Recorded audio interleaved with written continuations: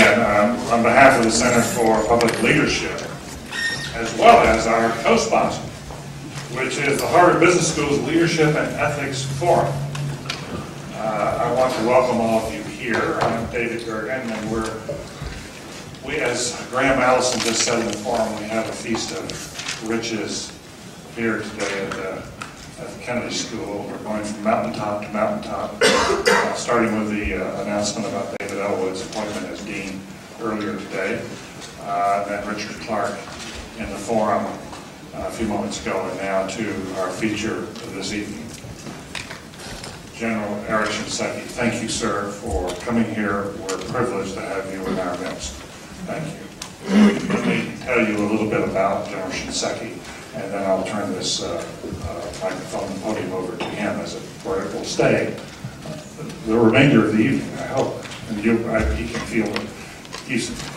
feel his own questions, I'm sure, with no help from anyone else, especially me. But you should know, as in the background, we all know that piece about General Shinseki, which has been so prominently in the press. The man who was pressing enough and tough-minded enough to be willing to say what others would not say, and perhaps did not understand as he did, that the United States needed several 100,000 troops in Iraq when it went in, a view that was not accepted, indeed was dismissed by some others, but turned out to be one of those views that we perhaps should listen to a long time ago. But I want you to know more about him, especially what brings him here tonight to this forum. He is, as you, I'm sure, can tell by his background, a man of Japanese-American descent. He was born in Hawaii at a time when his parents were considered officially enemy aliens of the United States because of his Japanese-American background. To go from that position to become a four-star general of the United States Army, I think tells us almost everything we need to know about General Shinseki. But there are a few details I'd like to share about the path in between. He served in the Army, how many years? You were there 38 years. 38 years in the Army. He did 2 combat tours in Vietnam, in which he was seriously wounded twice. He lost part of his right foot when he was wounded the second time, and received a special waiver from the Army in order to continue on active duty. This is a fellow who had to get a waiver in order to stay in because he wanted to continue serving. He eventually he served 10 plus years in the Cold War and post-Cold War Europe, and concluded his service there by simultaneously commanding three major European commands. He served then as the 34th Chief of Staff of the Army from June 1999 to June 2003. He retired from the Army last August as a 4-star general. Now, while he was Chief of Staff, he led in developing, and many of you are familiar with this, an Army vision to transform the force for the 21st century. Highlights from this period include the Transformation Campaign Plan, which has already paid dividends in Iraq. And more to the point for tonight's talk, General Shinseki introduced 2 programs to the Army, which when taken together represent the most ambitious comprehensive study of leadership and leader development in the Army's history. He created a strategic leader development program to prepare 300 junior general officers to lead the Army in the years after 2008. He was preparing the younger ones to lead after the year 2008. Someone was thinking far ahead. Not everybody in government is known for doing that. And he had an Army-wide training and leader development study conducted to review how leaders are grown and what must be done to nurture, inspire, and inspiring visionary leadership.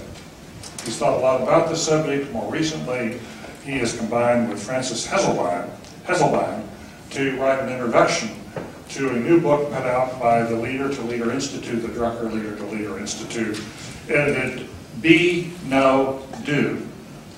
leadership the Army way. I will leave it to you. From here, I would point out that at the Center for Public Leadership, we recently published a new issue of Compass, in which we focused on military leadership, the lessons that come from military leadership. Eric, hold that up. Starts telling what is the managing editor that really makes this work. The U.S. military, what it can teach us, and what it needs to learn. And the lead article is by Scott Snook, who's over at the business school, who is a colleague and from General Shinseki's, entitled "Be No Do." So this is a subject, General, that we have a great deal of interest. General Shinseki is also on our advisory board at the Center for Public Leadership, which are the basis of which we asked him to come here. We have a deep interest in this here at the county school. We are trying to figure out, sir, how the civilian sector can do much of what you've been trying to do within the Army framework. What can we learn from you, the Army, about what Harvard can do and what others can do to prepare a wider group of people to lead after the year 2008 across all sectors? That's the question that's really very much on our minds tonight as you're coming here. We're deeply appreciative of taking your time. Ladies and gentlemen, General Eric Shinseki.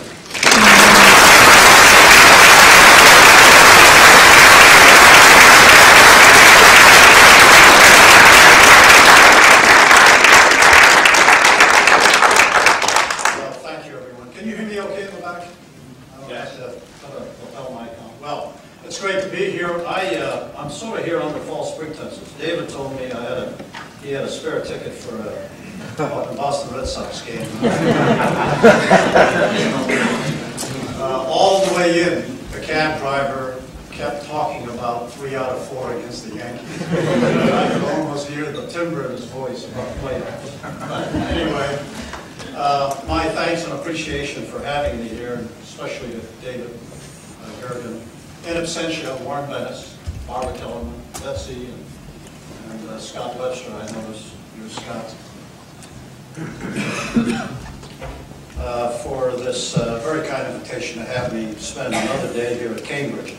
As David has sort of captured, I spent my professional life in an organization, premier organization, a learning organization, known for its competence, its vision, its values, and its consistency in turning out quality leaders. And after you do that for 38 years, you have a few thoughts about it. But it's always a privilege for me to visit another learning institution that shares the same credentials. And so it is a privilege to be here at Harvard, and I'm honored to be joining you. Well, as I said, I've had that incredible honor of spending my life as a soldier. A lot of discussion about the last 4 years, by the way, while I served as chief. But the great honor here was being able to serve with some great Americans for 38 years. Every day I went to work with some of the very finest Americans you'd ever want to meet. You get to see a little bit about what they do and things are going on as they are in the papers today. They're even better than that when you're up close. And they're as good on the days when you aren't reading about them as they are when you are.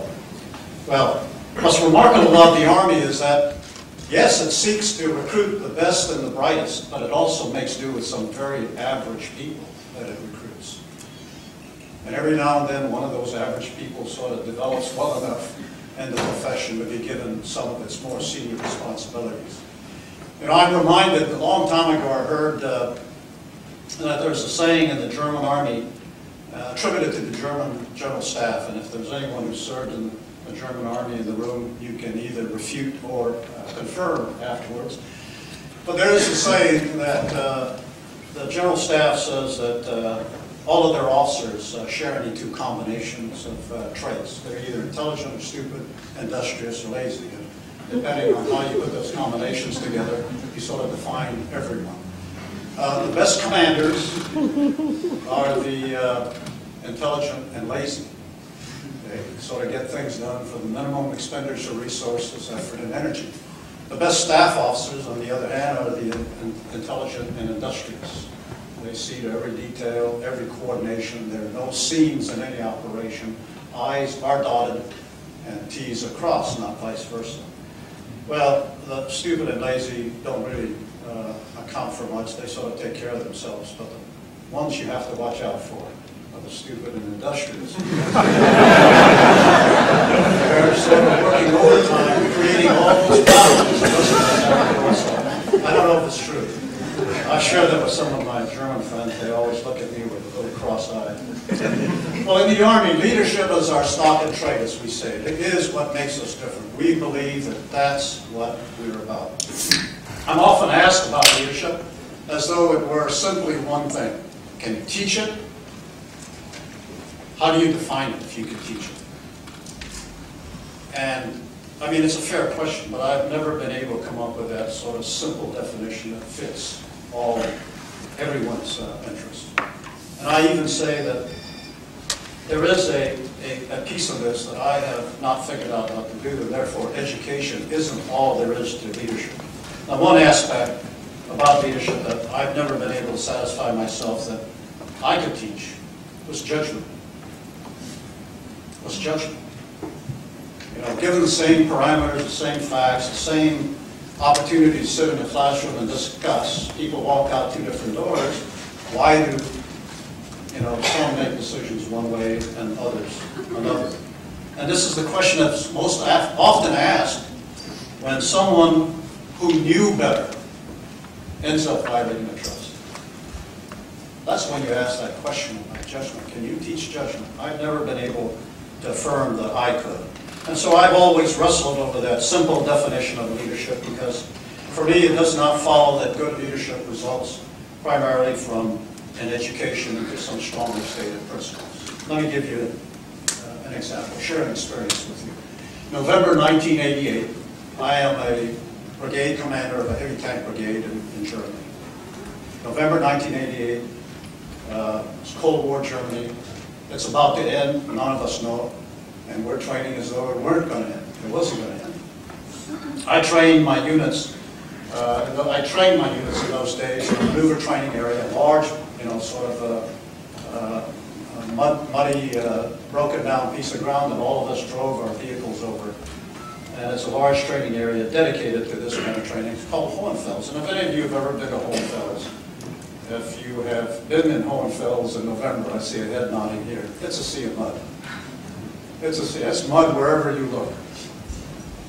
And the only difference is how deep and how thick. But it's all mud. So it's not unusual to see soldiers working in the mud, doing the things that we have to do, whether it's nice and sunny or not. Well, in Hohenfels, there is a world-class mud hole. And it's on the south crossing of the north-south tank trail that sort of bisects the training area. And there, the terrain all chokes down into this this mud hole. And if you're driving heavy armored vehicles and running an attack from east to west or west to east, you got to go through this mud hole. There's no two ways around it. There's another knowing knob.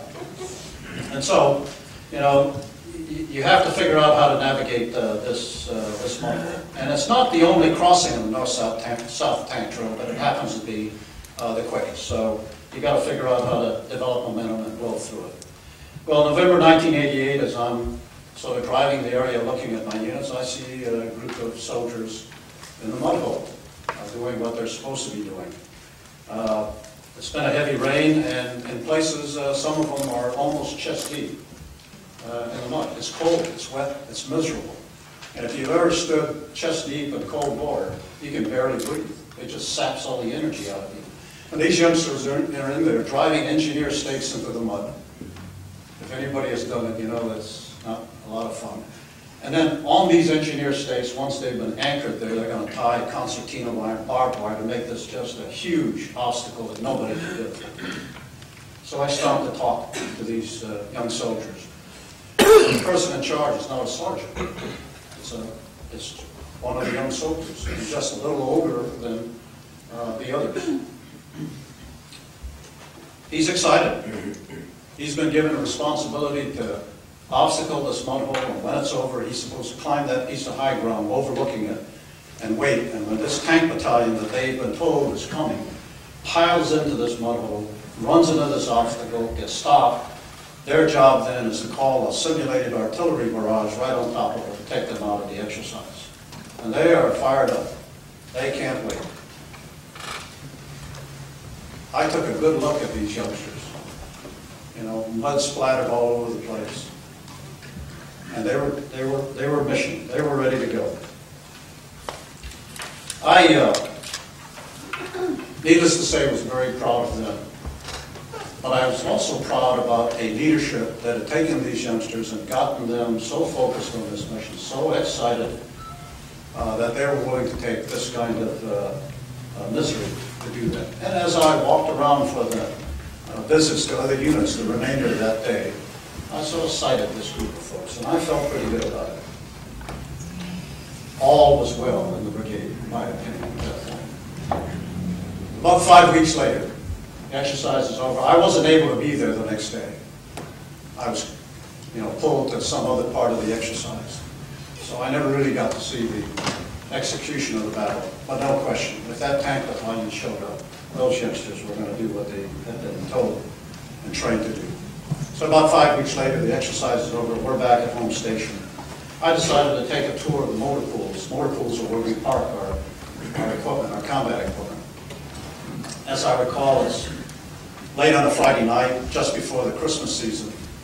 And it's late. I look down at the end of the post where the vehicles are parked, and I can see the guard shacks dotting all the unit areas, and I notice one's dark. And normally not a good sign. And so I head directly there. I throw open the door, and I hear scrambling inside, confirming what I suspected. And that was there was a guard who was on duty who had fallen asleep. I turned the lights on and asked the guard whether or not he knew the seriousness of sleeping on guard duty. And he said he did. And I proceeded to begin being professorial, giving a little lecture here. And as I looked at this youngster, it's the same soldier that was in that purple 5 weeks ago. Same youngster. And I'm startled. And so, I asked for an explanation, and it takes a little while to get it all out of them. Soldiers are not used to, sort of describing their ailments. But what he tells me, and I find out, is he wasn't supposed to have guard that night. As I said, it was, as I recall, a Friday. He was supposed to have the weekend off. He had made some plans with family to go off. And late in the afternoon, before he left the unit area, he was told, by the way, you got screwed, you got guard tonight. Now, just think about what the difference here is. Back in November in that mud hole, somebody told him what they were asking him to do, counting on him to do, was entirely important. The whole outcome of the exercise, the well-being of the unit depended on it. And these youngsters got into that, mud and suffered all that discomfort. And we're excited about it. And here in this heated, lighted guard shack, lighted after I turned the lights on, I have this youngster who hasn't figured out how to rise to the level expected of his duties. And the difference was leadership. He wasn't treated very well as an individual. Someone should have notified him he was going to be on guard a lot earlier than he was told. But more importantly, if guard is important, and it is, by the way, it's all of our war-fighting capabilities that are locked up in this motor pool, and this youngster is in charge of protecting him. If guard is that important, conveying the essence of that importance by saying, oh, by the way, you got screwed, you got guard tonight, just doesn't match the level of importance we've ascribed to it. And so he didn't take it that way. It was just, I got to be here, so I'll be here. The difference was leadership.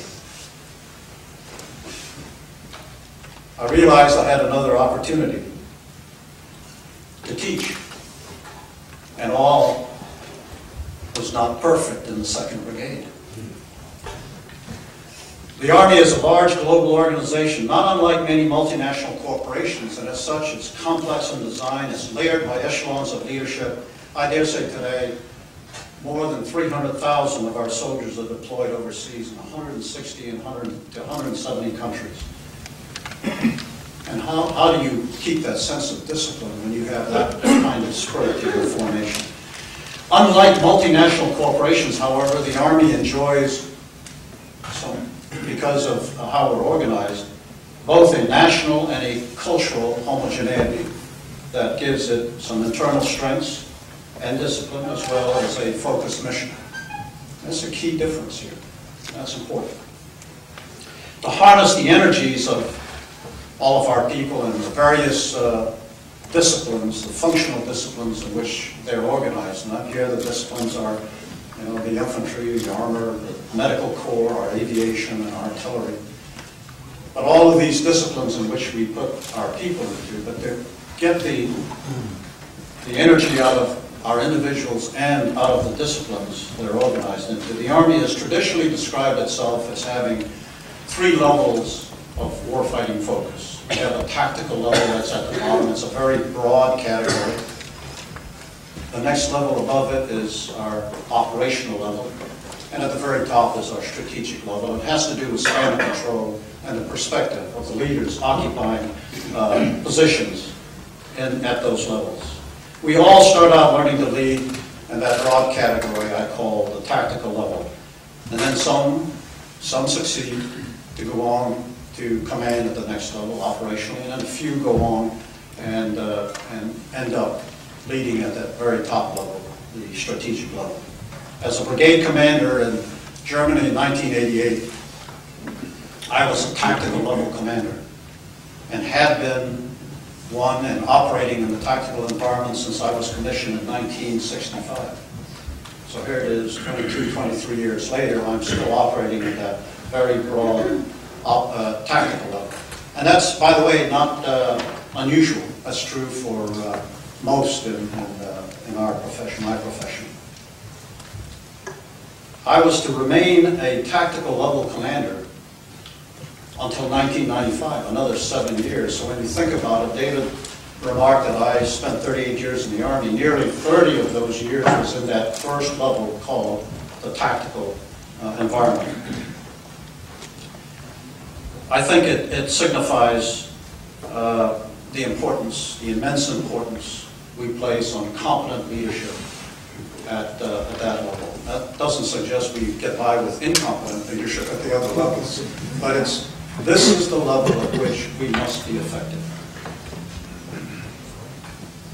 This is the level we must be effective.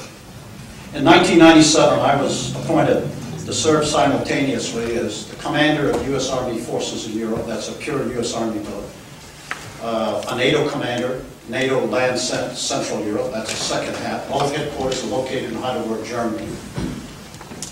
And then I was asked to wear a third hat and to lead the UN-mandated, NATO-led stabilization force Bosnia-Herzegovina, a coalition of 40 nations, headquartered in Sarajevo.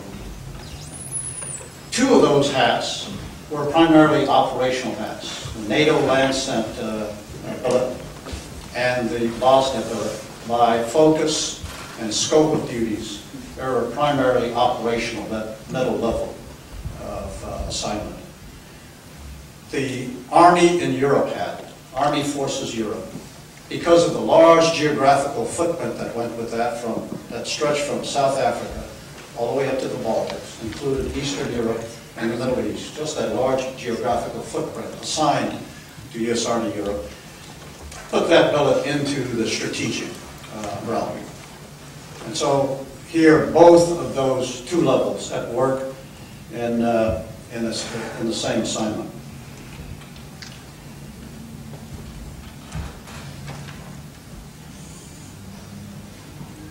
I can tell you at that point, I began to understand that my preparation for serving at the operational level could have been better, but there was almost no preparation for performing well at the strategic level. It's just that all my focus for all of those, the first 30 years, had been so much in the tactical realm. And you develop expertise there. And but you're challenged to develop those skills at a higher level. Goes without saying, no young captain commands in the same way or leads in the same way that a general officer does. Neither do company presidents and corporation CEOs. And yet all are dependent on competent first-line supervisors and shop foremen if their organizations are going to outperform their competition. Competent organizations, in my opinion, are more important than just competent senior leadership. Competent organizations are more important. But let me add the corollary, and that is, I don't know how you develop competent organizations if you don't have competent senior leadership who are as concerned about growing competent leaders throughout the depth of their formation with as much energy and attention as they spend on developing their successors to their position at the time. And that's a challenge. That's a challenge. In the military, there is that responsibility for doing that. Leaders develop leaders. Leaders develop leaders. Some say good organizations do that. I think there's something there, but I think good organizations provide the processes. But good leaders develop leaders. It's a leadership issue. And those who do this well, in my experience, in my view, even inside the military that has sort of an established way of doing this, those who do this well create competent organizations. Developing competent organizations, for me, always begins with values. Personal values, to be sure, but there are organizational values as well. Values are about character. Because you see, it takes character to withstand the kind of buffeting even the most enduring organizations will experience and must survive if they're going to be productive over time. Every year, the Army senior commanders gather at one of several meetings, senior commanders meetings. And generally, the one in February is called the Winter Senior Commanders Conference. In February 1997, I was privileged to be there because I was performing the role much as Scott Webster performed for me, and that was to sort of get everybody in, get things organized. I was the executive agent for the February 97 Commanders Conference. It included the Army's chief then, Denny Reimer, his vice, 5 of the 6 4-star commanders. And my primary role, besides making sure things stayed on schedule, was to sit in the back of the room, and I was the note taker. One of a number of briefings that day was to describe a new officer evaluation report. Some of you may know that the Army, every officer in the Army is evaluated once a year by his supervisors. And I think that's true for many organizations. But this was a chance for this briefer to share with the commanders a new evaluation report, a blank form. He was assigned 30 minutes to get up and say, front side, back side, this form goes in effect in a couple months, and 30 minutes later be gone. Well, 3.5 hours later, he's allowed to leave the podium. But in that 3.5-hour period, I witnessed the most intense debate between the Army senior commanders that I had seen. Now these were old bulls. I can't believe I sat in that room at one time. But no, and I don't think in 30 years this group ever played 3.5 hours of golf together. But here they were. They took their jackets off, they rolled their sleeves up, and they engaged one another in debate over 7 words. That blank form had 7 words on it. It was called the Army Values. And then I listened as they challenged one another. Why isn't competence on it? What do you mean by honor? How do you measure integrity? But after 3.5 hours, they agreed that loyalty, duty, respect, selfless service, honor, integrity, and personal courage were going to be the 7 values by which the Army would be measured. Not decided by action officers in the bowels of the Pentagon, but by these 8 fairly powerful military commanders. And I wondered, as you might expect, I wondered then, and I've wondered on other occasions since, whether similar debates occur in other leadership gatherings across America or around the world. I got to watch our commanders decide what was important about defining my institution, my piece of the military profession. And I felt then, and I still do, that I had been treated to a very privileged moment to see these leaders set for all of us what the Army values were going to be. Well, in the years since, I've come to believe that how you write your values determines in large measure how you live your ethics. No matter that turning a profit is what business success depends on, relies on, if making money is the only value to business and more important than everything else we do, be attentive to our ethics. And in my case, if destroying the enemies of our nation and eliminating our military competition is the only thing we stand for, be careful how we live our ethics. In the Army's final selection of its values, you may have noted that competence did not make the cut. It was argued for very strongly by a couple of the senior leaders. And my way of explaining this when I'm asked about it is, certainly it does not suggest that competence has no value in leading organizations. It's enormously important. But the values which were selected define the Army in ways that go beyond competence. Go beyond competence. And attain that level of discussion about trust. Trust is a foundation for the military profession. It's what enables soldiers to go beyond self-service. And think about that concept of self-sacrifice. Most businesses spend considerable management energy endeavoring to avoid crises. The Army, like the other services on the other hand, fully expect that crises will occur, and its responsibility will be to move decisively in unclear scenarios into the middle of problems and help resolve them. Prevail for the sake of the nation. As a result, Army and most of our service, all of our services have evolved a culture for looking long-term and running these endless what-if drills that constitute estimates for nearly every potential crisis unimaginable. That's because we see those crises when they develop as something real own.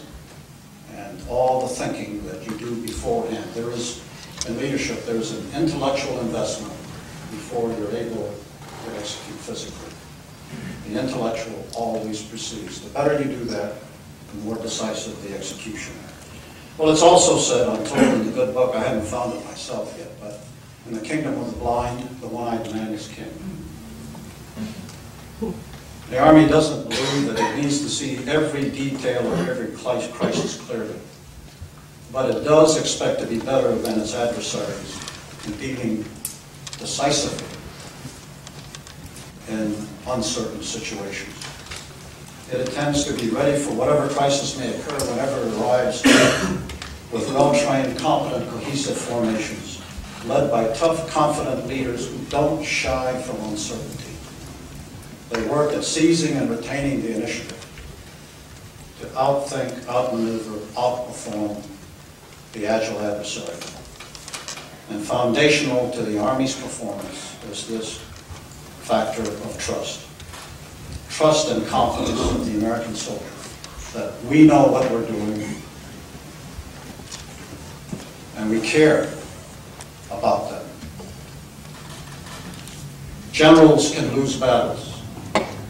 Only soldiers can win them. In 1999, the Army was 10 years beyond the Cold War, 8 years beyond Operation Desert Storm. That was the first war in Iraq. In the absence of a clear threat, some delighted, because these things happen from time to time, some delighted in describing the Army as being irrelevant, lethargic, unimaginative, slow to change, stuck in the Cold War construct, and without the intellectual gifts to enable change. I almost had that memorized. Some even suggested that the Army should consider giving up some of its combat capabilities and creating some peacekeeping units, because that seemed to be the future for the Army. But when Secretary of Defense Bill Cohen asked me to take the chief's position, he also provided some superb strategic guidance. In his words, help the Army begin to undertake change. Look, you won't get it all done on your watch, but get it started. But whatever you do, don't break readiness. And readiness here is our shorthand way of describing the Army and each unit of the Army's ability to meet on a very specified timeline. It's going to war and being successful at it. And this is a time when we had the two major theater war construct. So my responsibility was to match that kind of strategic guidance with strategic purpose, and creating resonance for change inside the Army, and then developing a sense of urgency to go and get that started became crucial tasks for me. And I began by asking the Army stakeholders what they thought about their Army, and then decided I was going to listen to what they told me and try to find a way to take their answers and embed them in the vision in a way that would create resonance with them as they heard back what they had shared with us. So we asked, if you want to tell the new chief two things, what would you tell him right now? If you want to tell the new chief to change one thing, what would you tell him right now? And just those two questions and the number of interviews we had generated 6,000 bins of information. Top bin was, overflowing. The bottom bin probably had one thing on it, in it. And so we focused on the top 10 or so and said, if this is what our youngsters are talking about, let's pay attention here. And a summary of those interviews described the state of the Army as seen by our stakeholders, both internal and external to the Army. But in the most profound ways, the respondents described the Army as a great Army. Then in the midst of a booming economy which offered bright young Americans many other alternatives besides serving in uniform. An Army that had answered the calls of the nation without fail, but whose people were in turmoil. They were stretched thin. An Army challenged by internal turbulence, saddled with concerns about relevance, struggling to articulate its future requirements. An Army that was consuming modernization dollars to take care of present-day readiness. And an Army that found itself unwittingly forcing our soldiers to choose between an Army that they enjoyed being a part of, an Army they loved, and families they also loved because of the stress. In 1999, the Army missed its recruiting targets by 16,000 soldiers. And for the Army, that's huge. We missed recruiting by 16,000 soldiers. 6,000 in the active, 10,000 in the Army Reserve. A first, and it carried a sense of foreboding that it was on the cusp of a loss of, major loss of many young officers from its ranks. Additionally, for those who spent time abroad, and these are many of the youngsters that served abroad, the decade of the 1990s provided insights as we began to experience them of the murky disorders that resulted after the end of the Cold War. Most of the 90s, many of us spent 10 years overseas in Europe where we got to see this. And as I assumed the duties of Chief of Staff, the Army crafted in its vision statement a description of that global environment, and it read this way. The world remains a dangerous place, full of authoritarian regimes and criminal interests whose combined influence extend the envelope of human suffering by creating haves and have-nots.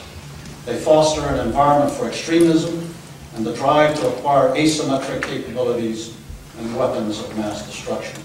They also fuel an irrepressible human demand for freedom and a greater sharing of a better life. The threats to peace and stability are numerous and complex and oftentimes linked and sometimes even aggravated by natural disaster.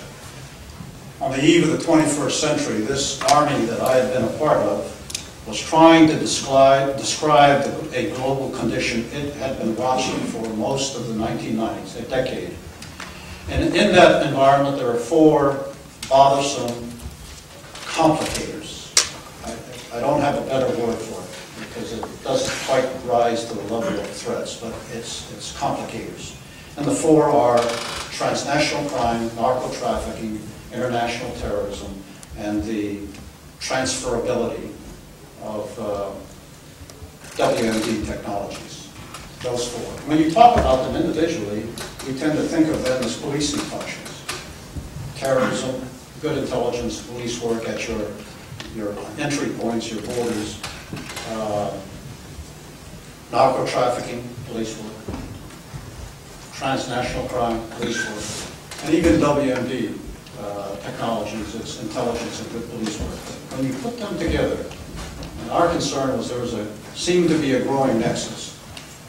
If they ever come together, who then deals with it? Because the capabilities there exceed most police functions, exceed the functions, the capabilities of some of the armies, and that's why we were watching it and described it in this way. And we saw this nexus as potentially focused in a part of the world described by the face-off between the Koreas in China, Taiwan, India, Pakistan, Iran, Iraq, the Middle East, the Balkans.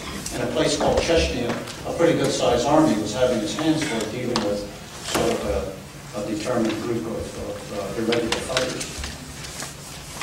We didn't ignore Africa in this description. We didn't ignore Latin America, but we were focused on fairly significant dangers that we thought emanated from this part of the world, the Caspian Basin and Central Asia, that gave rise to the kinds of dangers that resulted in our experience. We've all seen them listed here more recently, the Marine Barracks in Beirut, Kobar Towers, Akili Laro, our embassies. We had no reason to believe in 1999 that we would be where we are today. But the sense of danger and the Army's specific lack of capabilities to describe how we would deal with these challenges and tasks, to think about this part of the world, we were not equipped, not organized to do that. And I dare say none of us were. And this is what became that sense of urgency for this great army of the 20th century, to think about creating in our formations this commitment to changing fast and starting soon. And for those reasons, as I say, we developed a vision statement calling for fundamental and comprehensive change, a review of all of our strategic imperatives, imperatives that were handed to us by Karl Warner when he was chief: doctrine, organization, training, leader development, materiel, and soldiers. And these are the things that sort of define our organizations. And they're always in some tension, and they're always in balance as well. The vision focused on the soldier as the centerpiece of all of our formations, not the tank, not the attack helicopter, not the artillery piece. The soldier and the ethos that soldiers carried with them into battle. It sought to strike a balance between today's readiness requirements and those long-term future warfighting needs in the years 2010 and beyond. Some describe this as building a bridge as you walked on it, and that's certainly sort of described what we started out doing. But we wanted to fire the imaginations of young leaders by empowering them to help define what comprehensive and what fundamental change might mean in the Army they were going to lead. It was the same thought about that young soldier in the mud hole. Getting that kind of energy from the depths of our formation would make transformation for the Army far different than it would have been being pushed from the top. Well, within a year of publishing its vision statement, the Army that had missed recruiting by 16,000 in FY99 reversed that downward trend. And the very next year, turned it around by 22,000. Now, I don't know if you know, but at least in the year 2000, the Army recruited 180,000 young Americans. So in a 12-month period, to take a downward trend that missed by 16,000 and turn around by 22,000 in 1 year is pretty significant on the part of young recruiters. It achieved the recruiting targets for the next 3 years, every year thereafter. And with the support of the President and Congress in FY 2000, the Army received its first pay raise in 18 years, the first real pay raise in 18 years, and has had 2 more since, fixing long-standing pay problems, pay gaps for young families. In FY 2000, Congress awarded 75% of its discretionary defense dollars to the Army to seed its transformation efforts. Over the next 2 years, the Army succeeded in filling its combat formations to 100%, guarding against that potential for strategic surprise. Its budget grew by 50%. It stabilized families with high school seniors. Completed a secondary education transition study, which has as much value to corporate America, they've asked us for it, as it does to military families. It conducted a spouse employment summit and took on the initiative for gaining in-state tuition for all military families. And then the vision that laid out a long-term strategy for beginning the Army's technological transformation before the end of this decade stretches 20 years beyond that, with some fairly significant midterm deliverables, as the Stryker Brigade that David mentioned. For those of you that are involved in manufacturing or acquiring, to take an off-the-shelf set of technologies and produce a vehicle in 2.5 years, and then field a brigade-sized formation in 4, and send it to combat is not something we do every day. Generally, to field a brigade-sized formation takes 9 years, perhaps. And so, when you have that kind of energy coming from inside the formation, there's a lot you can do. To shepherd this massive undertaking, the Army created a strategic leaders seminar that David also referred to, and that's this 300 junior officers, 1- and 2-star generals that we put through our strategic leadership course. And the course was about benchmarking corporate leadership and business practices across the country. We started with Oracle. We went to Cisco and Apple, Boeing, Microsoft, General Dynamics, IBM, Northrop Grumman, Dell, Daimler Chrysler, Disney World, Coca-Cola, Home Depot, UPS, the Boston Red Sox, Harvard University, Raytheon, New York Stock Exchange. We went and asked them about vision and whether they had a vision and whether they were executing it and what they learned from it. Surprisingly, when we were out in Silicon Valley, all those young tigers that took the information technology industry and turned it over in the 90s and created that international revolution, what they told us was, we had a vision, we achieved it, we didn't know how fast was. We should have gone faster. We should have kicked the doors in and turned this thing in half the time. And so for all of us, when we talk about setting our sights on achieving an objective, the question is, how fast is fast? Think about that. So after 38 years of leading soldiers, I will tell you I still don't know all there is to know about leadership. But from the examples I've given you, I think I can share with you this. Leadership is about people. No one leads buildings or planes or bank accounts or mail or medicines. We all lead the people who populate those environments. They bring personal goals and aspirations and biases to our processes, and therefore introduce friction into our organizations. And that's what gives us purpose, those of us who seek to lead. Leadership is about solving problems, about getting people to do what you want them to do with enthusiasm. Getting them to do what you want them to do with enthusiasm. And it's about getting them to submerge their own personal interests for common goals. Hopefully the common good. As I described to you, leaders grow through those various echelons in the Army: tactical, operational, and strategic. All of our institutions have those layers as well.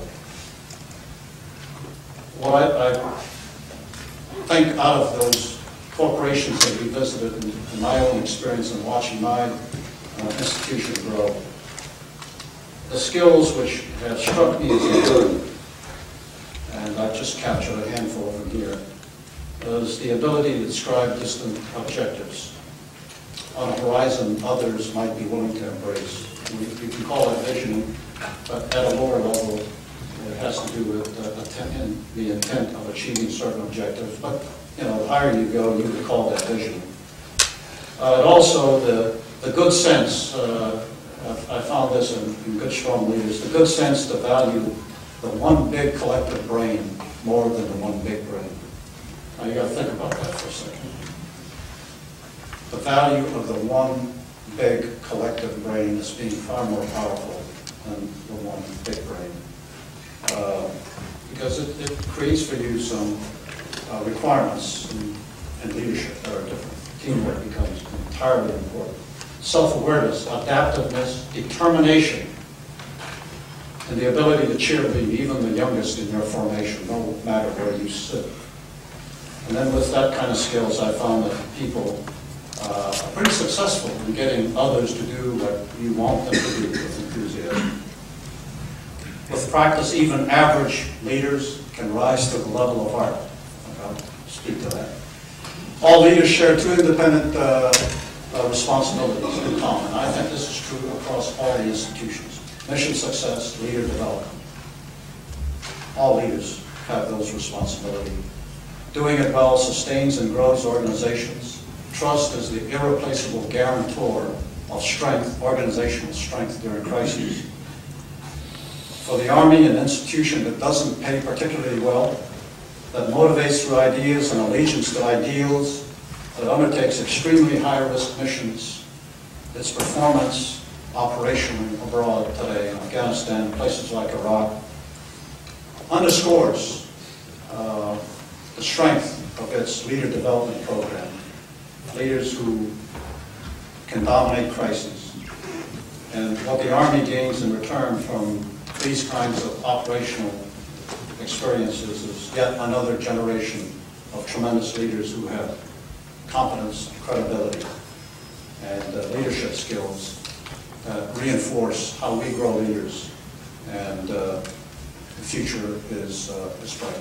So with that, I know I've gone a little longer than I expected. Let me take some questions.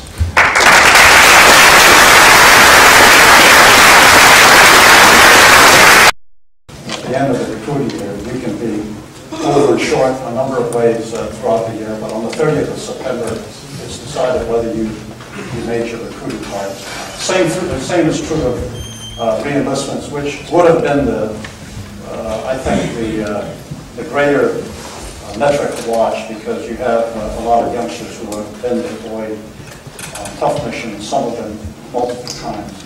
And if there's a place that we'd see it, they would have been in retention. But I'm told, I don't review those programs, but I'm told by folks who do that we're doing fine. But fine is a very specific term. It doesn't say that we're doing great. It's, we're making numbers every month. I'm a senior scientist from U.S. Army Research Office. Yes. North Carolina. You're okay. Okay. What brings you here? Okay, I'm attending the Senior Executive Fellows Program. I see. So I'm one of those fortunate guys. Okay. So what do you work on? I work on body armor. Body armor. Okay. So my question is to you. From 1999, I have been seeing your picture and photographs. It's a great pleasure to see you in person. And you started the Objective Force and the FCS, which is Future Combat Systems.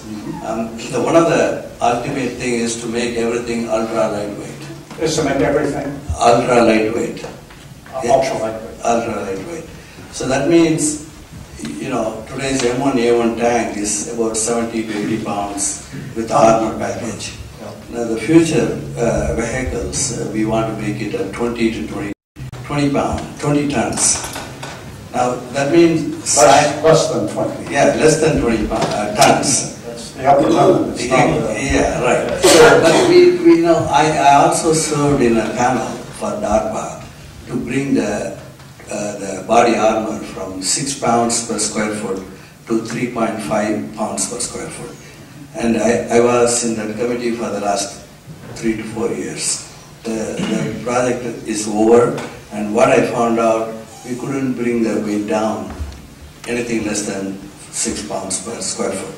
So my question is, basic science is one of the most important things that we have to have breakthrough in science barriers in order to meet the requirement of the Army requirement to reduce the weight.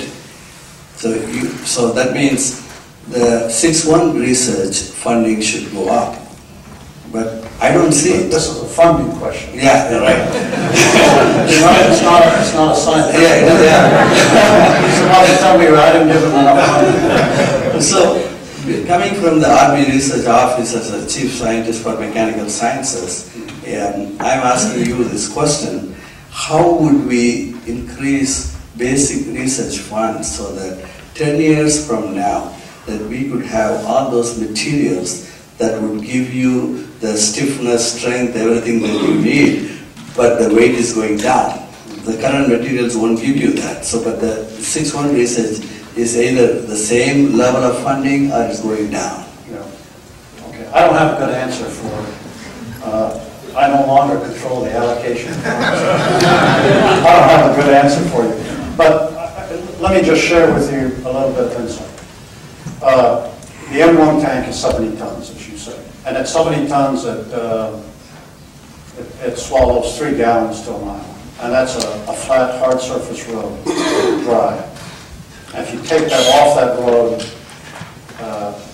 gas consumption goes up. And if you stick it in the mud and try to climb a hill, it could be 6 gallons to a mile.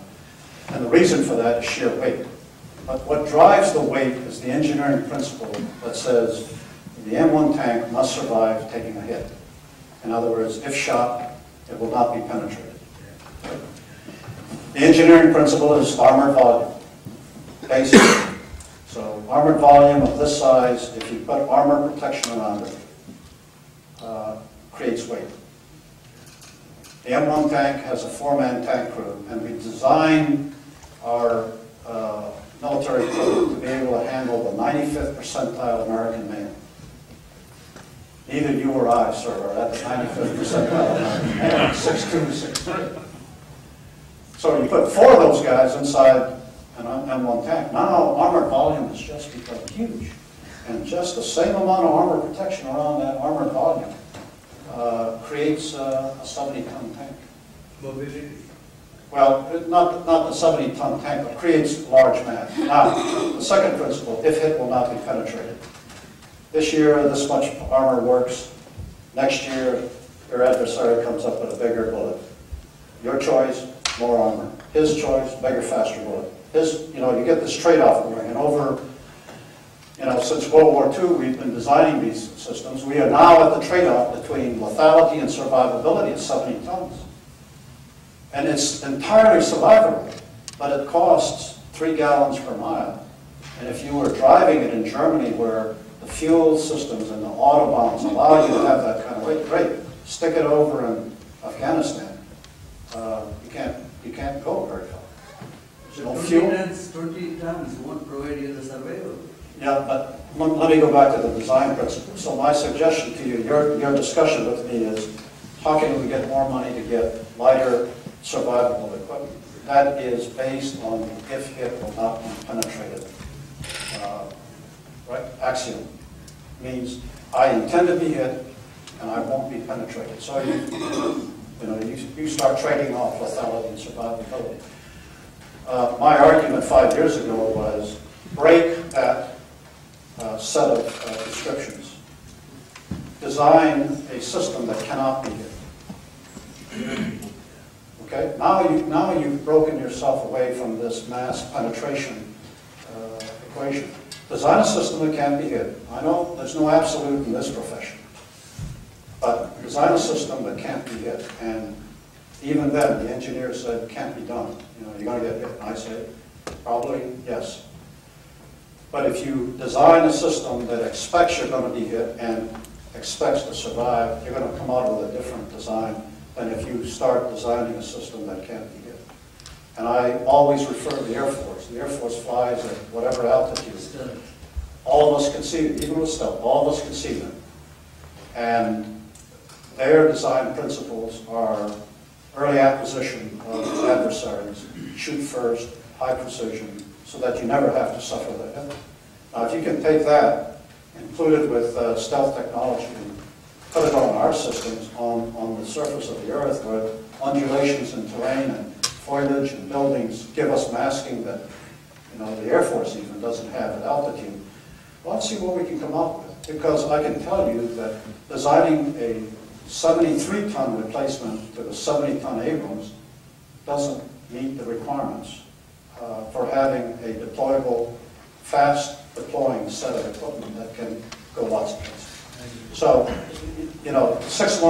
putting more $6.1 into how to build bulk and mass is not what we want to do. We want to find other ways to solve the problem.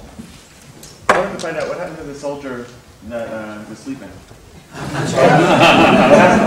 What happened to the soldier that you caught sleeping? It seems like a great leadership opportunity. The soldier slept on guard? Yeah. Well, like I said, I use it as a teaching.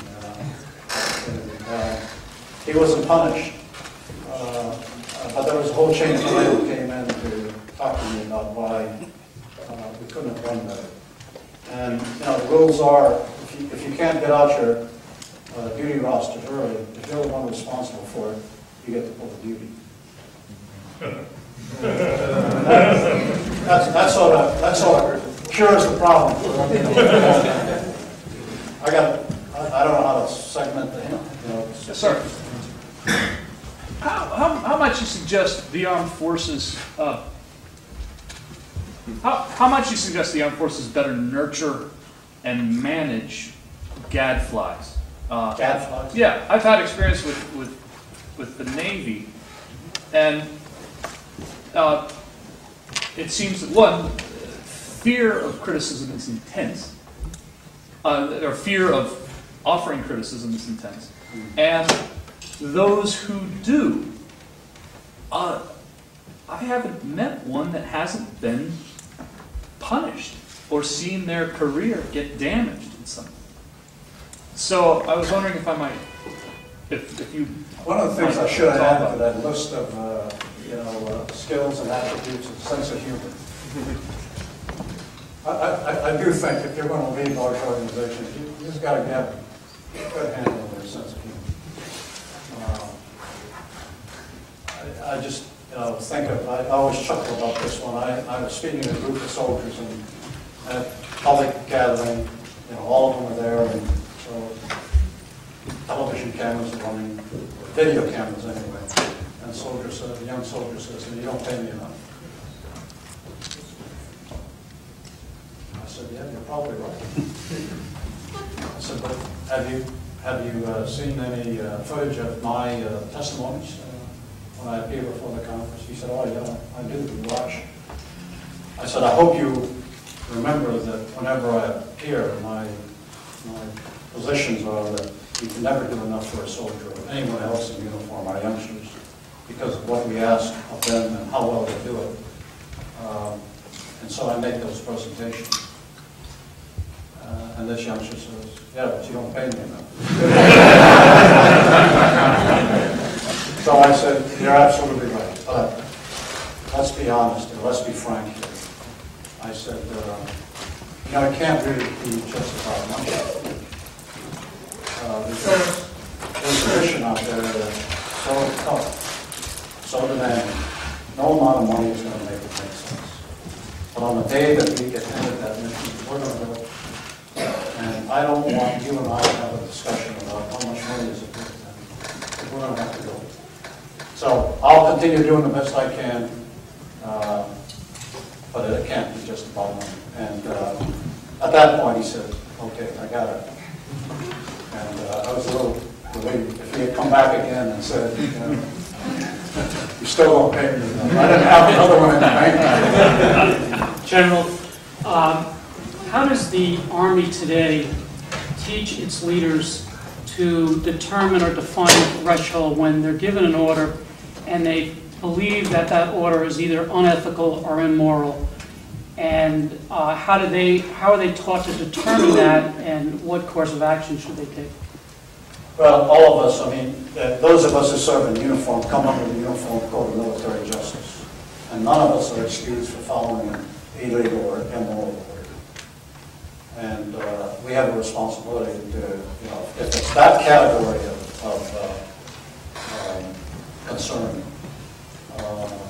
to register our personal possessions, we can always leave our positions. There are lots of other voters about which we have different opinions, and you know, we're required to speak our minds and register our positions. And when decisions are made, we also have the responsibility to carry out those decisions, as long as they don't fall into that category of illegal or immoral. And that becomes that's every service member's responsibility. When I talk to young officers, primarily the ones that are assigned to Washington, I tell them that Washington, for the most part, must have compromise. It's part of what makes government work. If you couldn't have that, you know, lots of things would stop happening. There is a value to compromise, and in Washington it's hard. But there is a point for those of us in the military profession, and these are the youngsters I speak to, there's a point in which, you know, beyond which compromise no longer serves a useful purpose, and at that point you have to decide to stand on principle. And you can't make your mind up in the midst of the, you know, the buffeting and the swerving of a crisis. I always encourage them that you take on your new responsibilities, the quiet of your office, the quiet of your home, where you control the environment. Think about what it is we've asked you to do. What are your responsibilities? And then understand where that line over which you will not be comfortable and should not go. Where will you stand on principle? And sort of draw that line before you get caught up in the debates. It'll be far easier to find then than it would later. I don't think I answered your question. I'm wondering, are there some nebulous situations that... Lots of nebulous situations. Yeah, because is the code that defined? Uniform Code of Military Justice. Right. I guess I should read it then. Well, I mean, as well defined as any, you know, codification of law that you'd like to find. I mean, there's a lot of judgment there. But where you get to the immoral and illegal aspects, they become pretty clear. Okay, let me take my hand. As a civilian, I am one now. Right, I understand, but you haven't always been. I've never been able to understand the concept of honor. The concept of honor. Honor? As a matter of fact, when I look at the term honor and what it has done in this world, I abhor the term. And I've talked to veterans, and I've said, when I hear honor, I reach to check that my wallet's still in my back pocket. And when you talked about the evaluation form, and they tend to agree with me, they say, yeah, we don't, you know, honor, that's a word that covers up a lot of nastiness. You talked about the evaluation form, and honor is part of that, and integrity is part of that. I understand integrity, but I don't understand honor. So I'd like you to talk about those two concepts. Specifically about honor, the personal attribute? In terms of the evaluation form and what that debate was. Yeah. And then in relationship to integrity. Well, this, you know, as I said, there are a couple of those terms that drew a lot of debate for some of the same reasons that I think you're asking for clarification on. What do you mean, and in many cases, that sense of honor, well, we could all agree that it was important, it meant something. You know, in definition, each had a little different. But what I would tell you, out of those 7 or 8 commanders, they felt that the concept was important enough. I don't know that I can, get to the detail that you're looking for, but simple things. I mean, there are honor codes, for example, at the military academies. You know, don't lie, cheat, or steal, or tolerate others who do. I mean, it's very much a sort of a personal expectation. I don't know how to give you more comfort for your level of understanding your honor. Is there? Well, I mean, we know the history, some of the history of the honor codes at the military academies, and they haven't really worked out all that well. You know, and I can understand honor in relationship to honesty as a basic fundamental. But when I think about honor, I think about somebody with an immense sense of personal affront, a duelist, honor killings, all of those kinds of things. And you know, and so honor for me is a word that doesn't make any sense. Integrity, I understand. Integrity is doing something where you bring everything to bear. And when you look at that person and his actions line up with his words, they line up with his character or her, and it line up with their abilities. So you can say, okay, this person defines themselves so that I can understand who they are just by how they walk down the street or say hello in the morning. But honor is something that, you know, it covers up a multitude of sins as far as I'm concerned, historically. Okay, fair. I will tell you that when we talk to young soldiers, our sense of honor go to the fact that you never leave a buddy behind. You never leave a buddy on the battlefield. You fight where you're told, and you win where you fight, and you never leave a buddy behind. These are some of the translations that carry on this aspect of honor. Doesn't include you. Yes. Sir, I'd like to ask you a question. I think you can probably hear me. I've learned. I'm a Department of Army civilian, and I best tell you from whence I come, which is in Europe. I work not too far from that mud hole in Hohenfels in Würzburg, Germany. You know it well. Yes, I do, sir. I have this question. I'm here with the same group that the gentleman from the research lab. And we had the privilege of having David Gergen speak to us the other night. And one of the challenges he presented to us is, roughly translated, how do we replace ourselves as career civil servants? Now, you've spoken a lot about the military, but part of the transformation was placing many of the other talents and skills and jobs to the civilian workforce. What advice would you give us to replace ourselves and carry this transformation forward, sir? You know that one of the 4 studies that David referred to, we said we did a comprehensive look at leader development in the Army. We started with non-commissioned officers because they're the largest of our, we started with officers. And probably surveyed 13,000 to 15,000 someplace in there. Non-commissioned officers, 35,000. Warrant officers was the 3rd, and the 4th was our civilian workforce. I think you would agree that we have not had a leader development program in place for our civilians. That's correct, sir. Yeah, we have brought folks in, and then some will stay in a position for a very long time. Others will choose to move around, and if you can move around, promotions occur. I think that's sort of a quick, short. And what we have learned from the respondents was they would like to have a more structured system, which is being put in place that's tied to sort of a lifelong education process.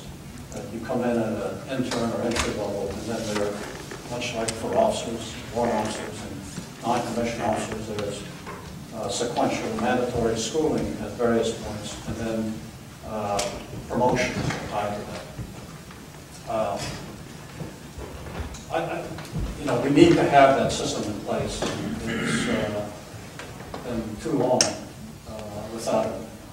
Once that's in place, I think your sense of how do you replace yourselves, there will be a process for doing it. For all of us, I think, as I said, leaders develop leaders. It is a process of sitting and talking to those youngsters and sharing the experiences that, that all of us have had. I grew up in an army where I went to Vietnam 6 months after commissioning. For all officers, basic course is one of the things you get to do. You go to the basic course before you go to your first unit of assignment. I didn't go. And there are a couple of year groups, one before me, 1964, and I think one after me, 1966. All 3 year groups never went to the basic course. Unthinkable. And then we went to war. I mean, if you want to talk about competent leadership, I mean, there was a big risk right here. Because at that basic course, you learn the tasks and the skills you would need at that first unit of assignment. The question is, why would anybody do this? Well, things happen when folks are making decisions. And at the national level, the president is thinking about expanding the war in Vietnam. So you have these two things crossing. The reason I talk about competent organization, I was incompetent in that formation. I had 2 weeks on board a ship heading to Vietnam. I had a young sergeant by the name of Ernie Kincaid, a Cherokee Indian from Enid, Oklahoma. Came up and knocked on my door, where I and one bunch of other lieutenants were there. And Ernie came in. We were lifelong friends. When I became chief, he was standing on the field with me, and when I retired, he was standing. So this has carried over into a long friendship. Ernie Kincaid came up and said, Lieutenant, battles about fire and maneuver, and this infantry company we're going to work with, they're the maneuver, but you're the fires. Right now, you don't know much about it. And I'd like you to come and meet me every day after breakfast is over and after lunch is over. We'll put in another afternoon session, and if we have to do it, we'll do it after dinner at night. But we've got a couple of weeks here, and I need to get you to where you can deliver accurate fires, fast and accurate. And so that's what we did every day. And he got me up to the level. He was enlisted. He was a young buck sergeant, E5. He came to you as an officer and told you? Came up and told me I was a risk to his formation. He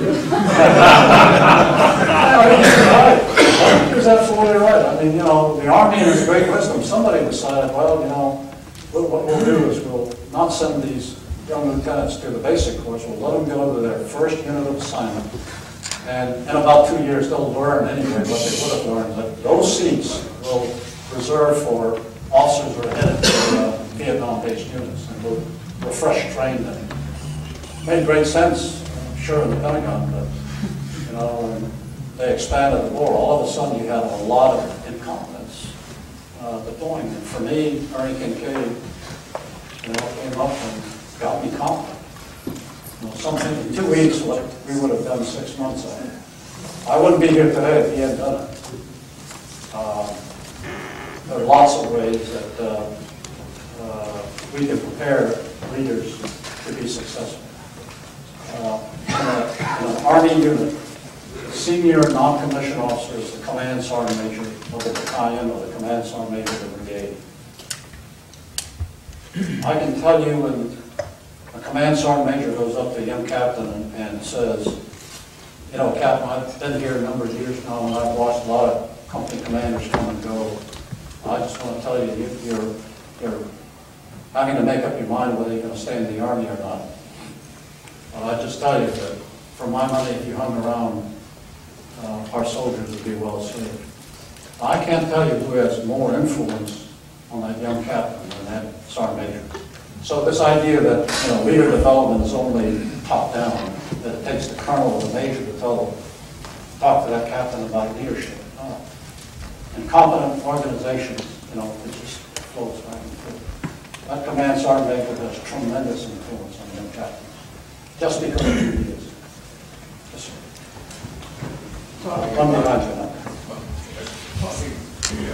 Talking about the leadership issues, and you were mentioning that you went to various companies. I asking about vision and how they look at the vision. And when you said that, it made me think about something else in comparison, comparing companies and the armed services. And that's the issue of all organizations seem to have an issue because of human nature of how do you deal with new things, new ideas, new concepts. Talk a little bit about how the Army and how you dealt with those issues. How to stimulate? How do you get people to want to accept new ideas or new approaches or new strategies or new... It's hard. Change is the toughest, thing you can ask an organization to do. And if it's a good organization, it's been, if you're the Army that won Desert Storm in 100 hours, you've got a huge problem thinking that you have any need to change. And I think if you've been very successful, it is even a steeper hill. And, I spent a year walking around and talking about this vision of transformation, which was really to get the Army in this direction of change. The Army is, besides being large and complex, it's really a lot of little communities in it. You have the active and the reserve community. You have the light force and the heavy force. You have the combat soldiers and you have the combat support soldiers. And they all see themselves very clearly in their contribution, but they see the larger Army less clearly. And so when you talk to them, they have a lot of passion about what they do, but in doing so, they sort of discount everybody else. You can hear it from our youngsters, especially if they happen to be in a real tough outfit. Like engineers in the mud hole, we do it all. We don't need anybody else. And while the passion is important, tendency is you build walls between your communities. And to get new ideas shared and spread, you got to lower those walls. I spent a year walking around the Army talking about transformation. Every group I went to was a great idea. Why don't you talk to those guys and, once they get moving, they'll join. And so you do this. After you do a year, you figured out you've been through the ropes and there isn't much moving. I grew up in the heavy force as a armored reconnaissance officer and a tank force officer. And so this business about the M1 tank, somebody like me could talk about changing the M1 tank, and somebody else who didn't grow up in my part of the Army couldn't. They just would be ignored. Well, you can be ignored as well, but they have a little harder time. After a year of walking around and talking about having to stand this Army up and sort of face in a new direction, let's get moving, the sense of urgency driven by that global environment I described had said, you can think that there's a window of opportunity here, but there won't be a wall for a long time, as though that window were opening. But that window could be closing. That was our suggestion. We really don't know how big this window of opportunity is. And none of us ever saw 11 September coming, but it was that sense that there was danger out there. So after a year of walking around, not getting much motion, we put a black beret on the head of every soldier. And you reach inside the cavity of the culture, the chest cavity of the culture, and you touch the culture, and you get a response. And once people are up and hovering, you can sort of direct and get some motion going. Okay. But you hit on a key part about vision, and that's why I said the skill is getting people to see a horizon that they're willing to embrace. You can have lots of vision, and if you never communicate it in a way that people sort of internalize it, it makes a great wall hanging, but there isn't much change. There should be change. It has to be shared vision by folks in the organization. General, I wanted to ask a question that builds on the response you gave before the last question, but you gave a wonderful example of how you learn having a younger officer come to you and tell you what you need to do. How does one, or have you had any experience in your career as an institution encourage that kind of constructive upward feedback at all levels? But most importantly, not so much maybe at the level where you told the story, where it might happen because both of you knew you're going to be under fire and rely on each other, but at more senior management levels of organizations where everyone might feel that they've sort of graduated beyond getting that kind of sort of severe criticism or even pointed criticism of what their failures, because we have to be great, otherwise we wouldn't have got here. One sees that in many organizations. I don't know how you can institutionalize it. It happens between individuals, but I don't know if you can set up any mechanisms that encourages it in a constructive way. I don't want to pretend expertise here in an area that I have a very narrow experience. My experience is in the Army. And as I told you, many of us spend 20, 30 years in that tactical level. We grow up in those formations where a young sergeant is more experienced and more skilled as a leader. And because of our authorities, we have leadership, a role to play. But in terms of experience and skills, they are far better at it than we could be on the day we arrived. But their job is to help grow us to the next level. But in the process, you develop some very strong personal relations. Not just Shinseki and Ernie Kincaid, but Shinseki and this non-commissioned officer corps. Shinseki would not have survived or succeeded had they not vested in his success. So there's a long-term relationship here that develops.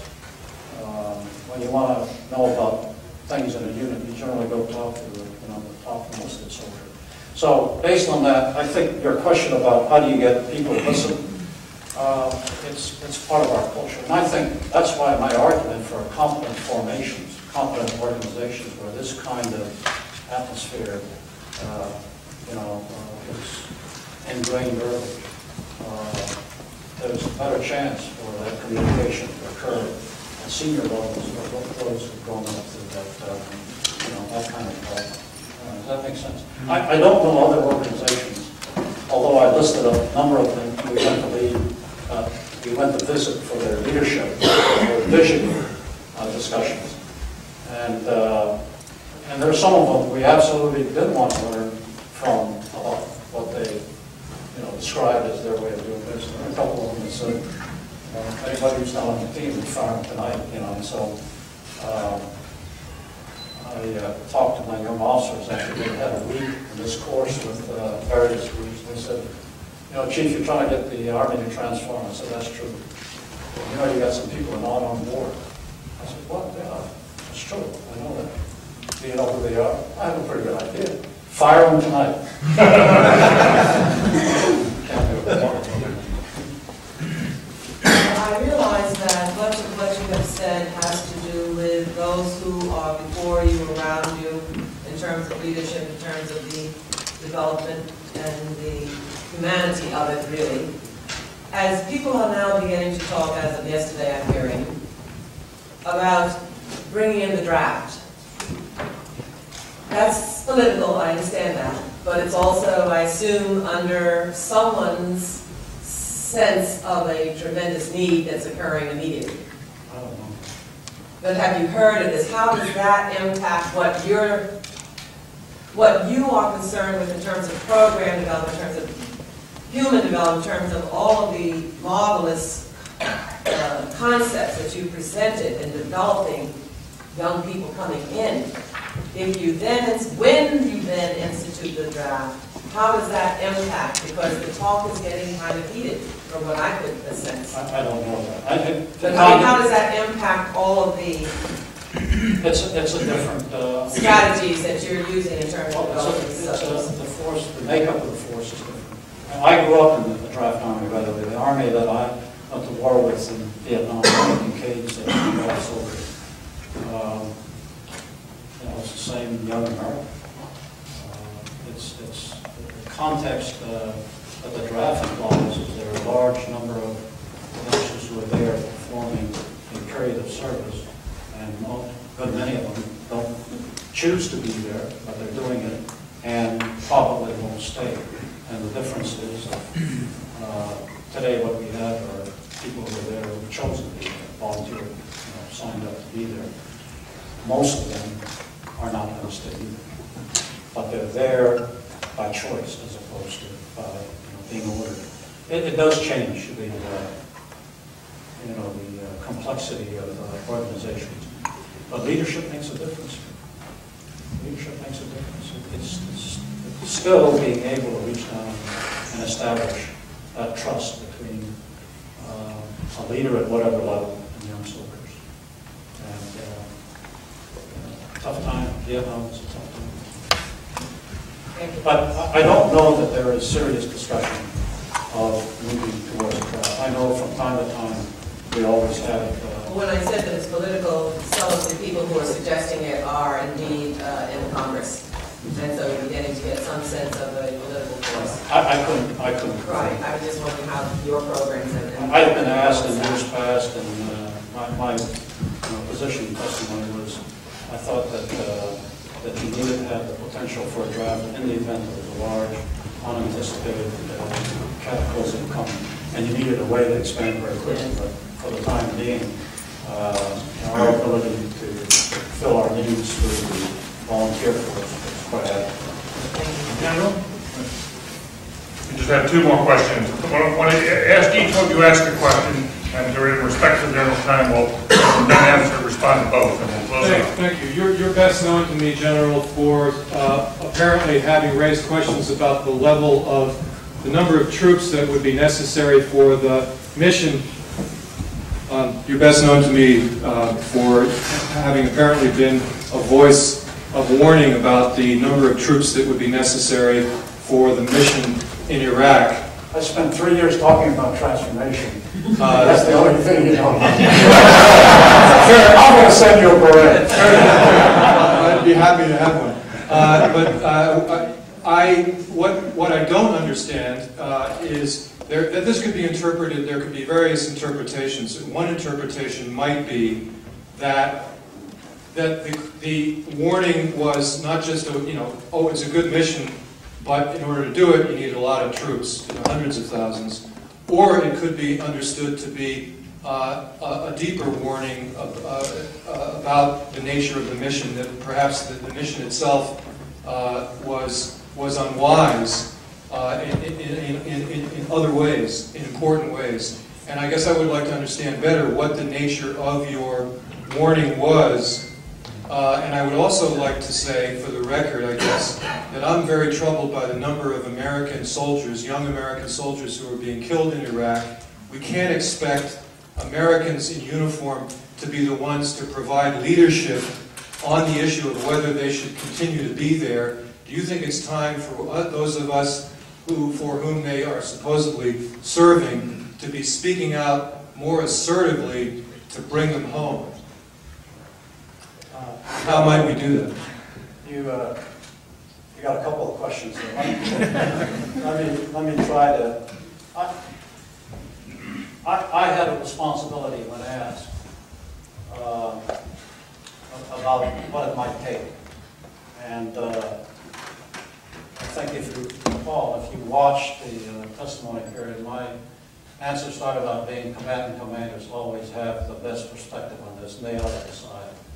And I was asked to provide a range or hazard a guess or something, and the answer given was several hundred thousand. I mean, that's a matter of testimony record. It's an answer driven by some of the experiences that I've had. I mentioned being in Bosnia, and sort of a quick calculation for me of what Bosnia took and how Bosnia compared to Iraq. I mean, there's no good number here, but my experience was we needed a lot of capabilities, and capabilities is more than just numbers of troops. Capabilities that met the needs of the local population in ways that nobody else could. The range of responsibilities went from safeguarding refugees to, looking at the bridges that needed to be replaced, medical support, opening schools. I mean, there was a whole range of things. but having the ability to keep the adversaries who are looking for an opportunity from getting out of the box took significant capabilities, numbers and skills. And when I did a quick comparison between my experience in Bosnia and sort of what I knew of Iraq, the number was going to be huge, large, and it was going to be more difficult than I think any of us would have wanted. And so my number was just to suggest that, and it wasn't a number, several hundred thousand. I mean, that's really talking a range, but it was bigger than less. I'll have to leave you with that as sort of the answer to it. I don't know whether this is a closed session, but I would say I have not spoken up. I mean, you've asked a question about, I haven't spoken up publicly. Others have, and there's been enough other voices out there. I've chosen not to do it because there are still youngsters who wear the uniform who knew I used to be their chief. And I just don't want to confuse them about what their responsibilities are. They still have a requirement to follow the orders they're given. And, you know, Secretary of Defense, his responsibilities are enormous. I don't pretend to neglect, they are enormous. My responsibility was to give my best judgment of what it might take. I did that, and their responsibility was to decide what to do about it. And they did that, and you know, that's sort of where it came out. Well, next question. Yeah, it's actually a related question. Your leadership was questioned. My leadership was questioned? Yeah, when you gave your estimate for the troop strengths that were required in Iraq, and possibly the duration of the conflict. Now, I was wondering how our present leaders, or any leader who is wrong in retrospect, how do they redress that, and have they done so? And what is an appropriate way? Is it appropriate to offer an apology in private or in public? Or are there other ways to do it that they're wrong? Yeah. This is one of my lieutenants from Vietnam. He was sitting here and I said, I know this guy. We haven't seen each other since 1970. I think it's 34 years today.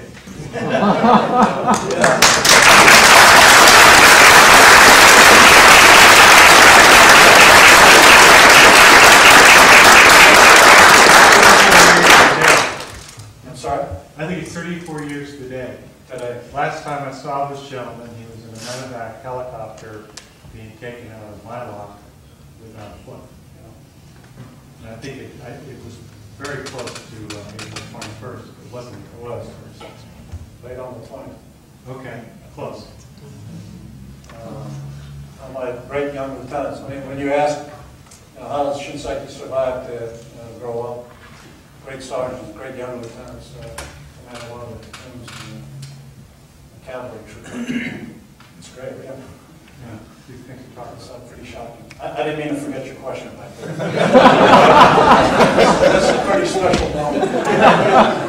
Of course, he had more hair, less of it on the side of his head. I thought you were avoiding my question. Yeah. I just, I don't know how to answer your question. You know, I've made mistakes and then realized it. And if I, in those occasions, if I could say, you know, we didn't get this right, we need to adjust, then you can stop doing what you're doing and you can, you know, make a major change. But unless you make that sort of statement, it's hard to get, you know, a unit, an organization, a ship that's moving to turn, make an adjustment. And in the Army, we have a process known as the after-action review. Every time we run an exercise, whether it's simulated or a real operation, we'll pull all of our leadership together in a room, and we'll do an after-action review for the very purpose of being able to challenge ourselves that we got it right. I had the Hungarian Chief of Staff one time visit Hohenfels, and he was sitting in the top row as a visitor. And we shared with him this experience of a battalion that had just gone through an exercise and was having an after-action review. And it gets pretty heated, you know, this one officer down front said, but I told the commanders that I wanted them to do this. And the facilitator said, okay, did you understand that's what he said? No. And, you know, the senior person there says, oh, look, I said it. Well, let's run a tape, because we recorded it. Run a tape of what you actually said. And you play it back, and you didn't say it. Okay? People are tired. You think you did something, you didn't do it. And this Hungarian chief of staff said to me, who is that person? I said, well, that's the battalion commander. Who are those folks sitting next to him? Those are his subordinate company commander. And then the next row of staff. And who's that? Well, that's the division commander and brigade commander. I was an ADC, an assistant division commander. And the only reaction I got from the Hungarian chief was, not good. Not good. But this process, this AAR, is intended to generate for us an understanding command has immense responsibilities. And if you think you're the one big brain, you're challenged. Because you're not going to be able to do it all. And you need to figure out how to get the one big collective brain going. And that takes leadership. So, I've avoided your question. It's speculative. I don't know how to, you know, but if you accept that you can't do it all or know it all, there's an opportunity to make an adjustment. And I'll leave it there. Ladies and gentlemen, I would call to your attention again the new book, Be No Do, Leadership the Army Way, where you can find more from our guest tonight. But in the meantime, I know all of you, I'm sure, would join with me in saying, General, it's a privilege to have someone who can not only talk about the 7 values of the Army, but who embodies them, starting with honor. Thank you, sir.